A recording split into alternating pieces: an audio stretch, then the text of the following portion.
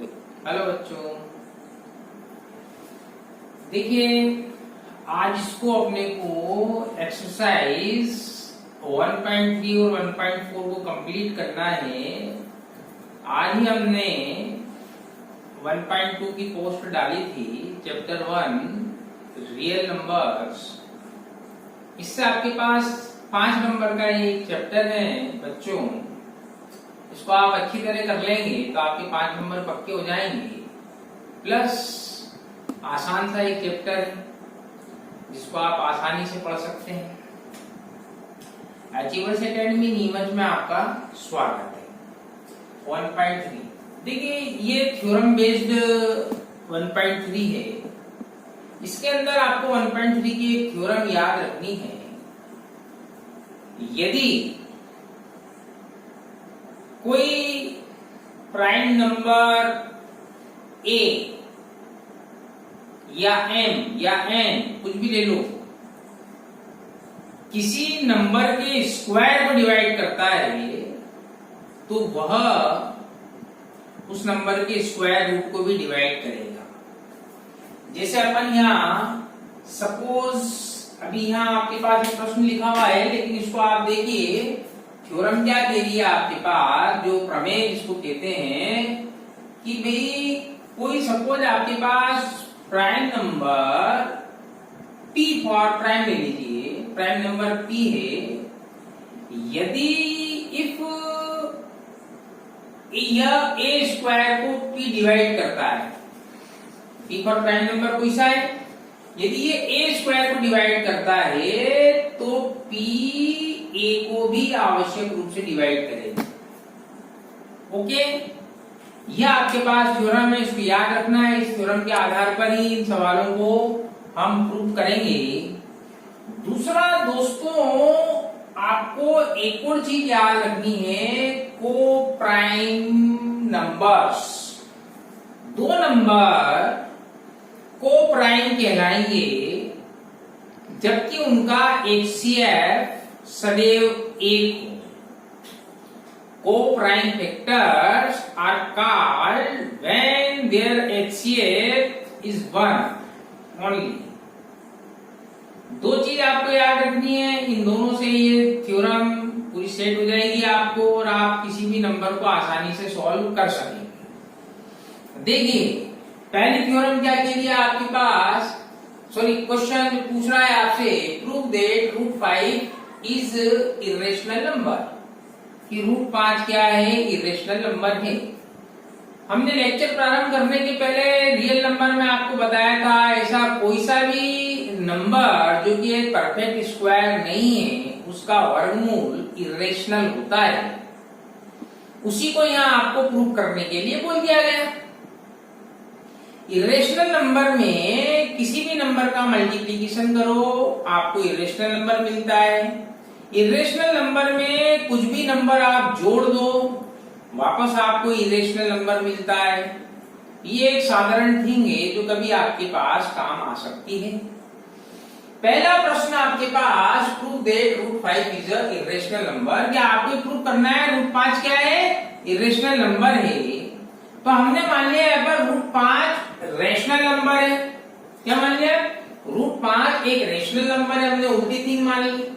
किस प्रकार से रेशनल नंबर, उसके अतिरिक्त हमने माना a b are 2 integers, a और b दो संख्याएं हैं। किस प्रकार, where b is not equal to 0। Whenever अपने वहां पर ही पढ़ा था कि रेशनल नंबर किसके फॉर्म में होते हैं, अपॉन b के फॉर्म में, और b is not equal to 0 होता है। तो यहाँ किस प्रकार b is not equal to 0 such that √5 is equal to a upon b। ये जो √5 को आपको प्रूव करना था वो किसके बराबर है आपके पास, a अपॉन b के बराबर है। अब देखिए आप, let a and b have common factor other than 1, then we can divide them by the co-prime factor and assume that a and b are co-prime। जो भी आपको मैंने co-prime के बारे में बताया, ऐसा आपको लिखना है, हिंदी वाले समझ लो कि a और b का कोई कॉमन फैक्टर 1 है। देन हमको क्या करना है, इसको डिवाइड करना है। तो यहां से आपने डिवाइड किया, √5 is equal to a upon b। देखिए ऐसा लिखने के बाद आप यहाँ आगे इसको क्रॉस मल्टीप्लाई कर दिया, a बराबर कितना हो गया √5 इंटू बी हो गया, इसका स्क्वायर कर दिया हमने a स्क्वायर, तो √5 का क्या आ जाएगा 5 इजिकल टू b। अब देखिए वही वाली थ्योरम क्या है यहाँ पर a square is equal to 5b, तो a square divided by 5 is equal to 5b लिखा हुआ है, मतलब 5 से डिवाइड होता है, तो 5 से डिवाइड होता है तो ये क्या होगा आपके पास a भी 5 से डिवाइड होगा। जब a स्क्वायर 5 से डिवाइड होता है तो थ्योरम के अनुसार आपके पास उसका वर्गमूल a भी कैसे होगा 5 से डिवाइड होगा। अब जब ये 5 से डिवाइड हो जाएगा तो इसका एक कॉमन फैक्टर 5 भी हो गया, किसका a और b का, जबकि हमने a और b को कोप्राइम नंबर माना, कोप्राइम का आपके पास हाईएस्ट कॉमन फैक्टर ओनली 1 होता है, लेकिन यहाँ पर आपके पास 1 के अतिरिक्त क्या आ गया आपका हाईएस्ट कॉमन फैक्टर 5। b का हो गया पास एक कॉन्ट्रडिक्शन हो गया, हिंदी में बोल देंगे इसको विरोधाभास। ये विरोधाभास है तो that fact and B are coprime, तो ये आपके पास फैक्ट क्या हो गया, ये कॉन्ट्रडिक्शन हो गया, इसलिए ए और बी आपस में कोप्राइम नहीं है।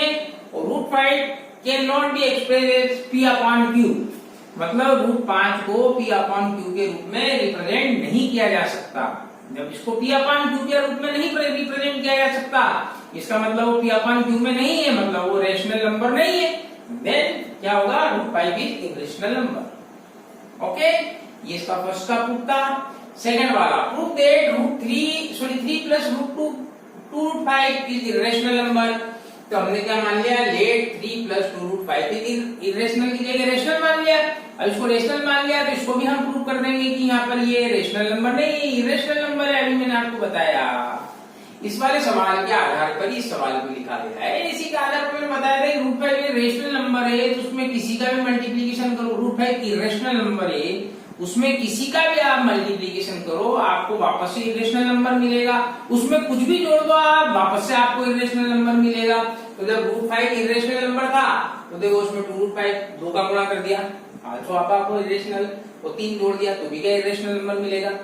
तो आपको कभी मल्टीपल चॉइस क्वेश्चन में आ जाए इस प्रकार का कि भाई √5 क्या है, √5 इरेशनल नंबर, 3 प्लस 2√5 क्या है, 3 plus 2√5 also irrational number, 2 into √5 क्या है, 2 इंटू √5 इरेशनल नंबर। आपके पास इसी के अंदर आ गए √1/√2 1/√3 is also irrational number. Okay, now see here suppose a and b are integers where b is not equal to 0। Okay, b is not equal to 0 है, बिल्कुल इसी प्रकार का अपन ने सच डेट इस प्रकार कि 3 plus 2√5 is equal to a upon b implies इसके अंदर इसको थोड़ा सा सोल्व करना है तो इसको अपन सोल्व कर देते हैं। एम्प्लाइज इस 3 को साइड चेंज करेंगे तो क्या आ जाएगा 2√5 is equal to a upon b minus 3, फिर implies √5 is equal to 1/2 into a upon b minus 3। Okay, ये सॉल्यूशन करने के बाद देखिए a और b क्या थे, एक इंटीजर थे, a upon 1/2 into a minus a upon b minus 3 will also be rational, ये भी रेशनल हो जाएगा। ओके, तो ये रेशनल नंबर हो जाएगा। बट √5 क्या है, तो फिर क्या √5 भी रेशनल नंबर हो गया, √5 रेशनल नंबर हो गया। whenever we know that √5 is not rational number, whenever √5 is, यहाँ पर इसके अनुसार यदि ये आपके पास इस प्रकार से लिखा जा सकता है तो ये क्या हुआ आपके पास रेशनल नंबर हो गया। ये रेशनल नंबर हो गया तो आपका √5 भी क्या होगा रेशनल नंबर होगा, जो कि आपके पास क्या है अपना एग्जाम्पशन रॉन्ग है, बिकॉज़ सिंस यहाँ आपको लिख देना है बट √5 इज इरेशनल। ठीक है, इस वाले सवाल को करने के लिए हमें याद नहीं कि √5 इरेशनल नंबर है, थोड़ा सा और कम लिखना है इस वाले के अंदर, because we know √5 is irrational number and here is √5 is irrationally prove करना था हमको, लेकिन यहाँ प्रूफ है इंडिपेंडेंट अलग अलग है, यहाँ पर √5 is irrational, so our assumption is wrong. 3 plus √2 2√5 is irrational number हो जाएगा। ओके, ठीक है। ओके, एक्सरसाइज 1.4 के अंदर आपको पहले वाले क्वेश्चन में ये 10 प्रश्न दिए हुए हैं, उसमें क्या करना है आपको बिगर किसी भाग दिए हुए डिवाइड किए हुए आपको ये बताना है कि दिया हुआ नंबर में से कोई क्या है आपके पास, डेसिमल एक्सपेंशन है या नॉन टर्मिनेटिंग है क्या? Without actual performing the long division state whether the following rational numbers will have a terminating decimal expansion or non-terminating repeating decimal expansion. तो देखिए बच्चों, आपको ये याद होना चाहिए, जैसा कि मैंने आपको प्रीवियस क्लासेस के अंदर बताया था कि जीरो का प्रोडक्शन कब होता है। जीरो का प्रोडक्ट जब 2 से मल्टीप्लाई होता है या 5 से मल्टीप्लाई होता है तो ही आपके पास जीरो आते हैं। ये सपोज देखिए आप 2 to the power 2 into 1 into 5 equal to कितना हुआ 10। किसी भी नंबर में आप 10 से डिवाइड करेंगे तो डायरेक्ट लिख सकते हैं ना आप 0.1। यदि आपका 1/2 है तो 1/2 भी क्या है आपके पास, टर्मिनेटिंग डेसिमल फ्रैक्शन से टर्मिनेट हो जाता है। तो अपने को ये बताना है कि कैसे होता है, तो इसको हम क्या कर देंगे 5/5, जिससे गुणा किया उसी से भाग दे दिया, तो कितना हो गया 5/10। देखिए आपने तो भाग नहीं लगाया ना, ये क्या कहलाएगा आपके पास without division method. Okay, without long division method. फिर आपको आज ही मतलब 1.2 की क्लास के अंदर मैंने आपको पावर टेबल के विषय में बताया था और आपको ये बोला था 5 की power 1 is equal to 5, whenever 5 की पावर 0 इज इक्वल टू 1, 5 की पावर 2 इज इक्वल टू 25, 5 की पावर 3 is equal to 125, 5 की power 4 is equal to 625 and 5 की पावर 5 is equal to 3125। बच्चों, it's a power table, very important. You should have a sufficient knowledge of power table. Now, first question, 13/3125 हमको इसमें divide नहीं करना है, ऐसे ही बताना है। तो यहाँ it should be written as 13/5 to the power 5. Here is multiply by 2 to the power 5 divided by 5 to the power 5 also. अब यहाँ आपके पास 2 की पावर n into 5 की पावर n कर देंगे, तो 1 के पीछे आपके पास आ जाएंगे n जीरो। कितने जीरो आ जाएंगे, नंबर ऑफ जीरो n। तो यहाँ आपके पास 5 to the power 5 और 2 to the power 5, पीछे आपके पास 5 टाइम 0 आ जाएंगे, कितना हो जाएगा यहाँ पर बोले। अब 2 to the power 5 भी बताया था आपको, कितना होता है 32। सिंपल 32 का मल्टीप्लीकेशन लिखिए आप, 13 2 जा 26, कैरी हुआ 2, 13 3 जा 39 into 41 डिवाइडेड बाय 10,000। आपके पास after 5 number you have plus decimal, ये हो गया आपके पास। ओके बच्चों, देखिए अगला क्वेश्चन क्वेश्चन नंबर 2 और फर्स्ट। तो क्या था आपके पास, it should be written as, yes okay, 17/8। Here is 17/2 to the power 3. It should be multiplied by 5 to the power 3 upon 2 to the 5 to the power 3. Here is 17 into 125 divided by 1000. 2 to the power 3 into 5 to the power 3, number of 0, the right side of number is equal to 30. तो कितना हो जाएगा आपका 1000। Okay, now you should multiply. whenever आपको तो खाली ये बताना है कि इस और नॉट, तो ये भी क्या रहता है आपके पास, yes we can convert it. Okay, but आपने इसको करा है तो कर दीजिए आप। 85 कितना तेरी हुआ 8, 34 and 8 42, 17 and 4 21 upon 1000 is equal to 2। But आपको यहाँ आपको बता देना yes. Okay, now question number 3, 64 upon 455। 64 should be written as 2 to the power 6 upon, यहाँ आपको कॉमन फैक्टर निकाल लीजिए 5 into 91। Okay, now 2 to the power 6 upon 5 into 7 into 13। जब आपके पास इसके डिनोमिनेटर में कोई prime number rather than 2 and 5, 2 और 5 के अलावा कोई दूसरा प्राइम नंबर आ जाता है, तब उसको आप डेसिमल फ्रैक्शंस में नहीं लिख सकते।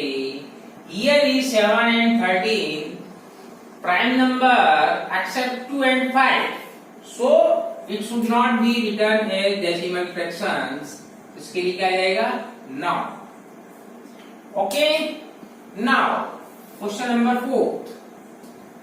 Question number 4, 15 upon 1600. 15 upon 1600, my dears. 15 upon 16 into 100. 15 upon 16 right is 2 to the power 4 into 100. Still here. Now 2 to the power 4 is in the denominator. Implies 5 to the power 4 divide and 5 to the power 4 multiplied. Now it has increased 0, number of 0 by 4, 2 and 4 extra. Then 15 into 5 to the power 4, that is 625. And if you have a brilliant mind of calculation, तो always 625 multiplied by 16 goes to 10,000 divided by 1 lakhs. यहाँ से आपके पास cut जाएंगे 2 0 1 upon 100, that is 0.01. Yes, it can be written as. Okay. Now question number 5. 29 by 343. 343 is a cubical number of 7 to the power 3 and it is the number rather than 2 and 5 and it's a prime number, so we can't write as decimal fractions. 23 upon next question, 23 upon 2 to the power 3 into 5 square, we can write it because 2 into 5. Okay, आपको ये बताना है right or not? Yes, it is. Here is in question number 7, 5 to the power 7, 2 to the power 12, but here is 7 to the power 5. So it cannot be written as decimal fractions. 6 by 15, देखिए इसको आप देखिए 6 by 15 सबसे पहले cut हो जाएगा 3 2 जा 6 3 5 जा 15. Okay, divide and multiply by 2 2 and plus 4 by 10, that is 0.4. Yes, 16 by 6 by 15. The remaining two questions here is, yes, it is 15 by 20 because 2 is the number which can be turned to 0, divide and multiply by 5. Okay, now question number 10, which is also written as decimal fractions. See here, 77 upon 210, not, it cannot be written as 7 से cut कर दीजिए 11 by 30. Now 11 by 3 into 10. In the denominator 3 exists, so this cannot be written as decimal fractions. Okay.